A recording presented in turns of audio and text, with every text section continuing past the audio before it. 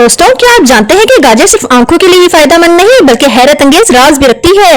आइए जानते हैं गाजर के ऐसे दिलचस्प हक़ाइक़ जो आपको हैरान कर देंगे। गाजर का असल रंग नारंगी नहीं था बल्कि जामुनी, पीला और सफेद होता था। नारंगी रंग की गाजर सबसे पहले हॉलैंड में 17वीं सेंचुरी में तैयार की गई। गाजर में विटामिन ए बहुत ज्यादा पाया जाता है जो आंखों की बनाई के लिए बेहतरीन है। दुनिया की सबसे लंबी गाजर 20 फुट से भी ज्यादा लंबी उगाई गई थी। गाजर के पत्तों को भी खाया जा सकता है और इनमें भरपूर ग़िज़ाइयत होती है।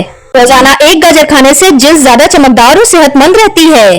गाजर में मौजूद कुदरती शक्कर इतनी ज्यादा होती है कि इससे जूस बहुत मजेदार और मीठा लगता है।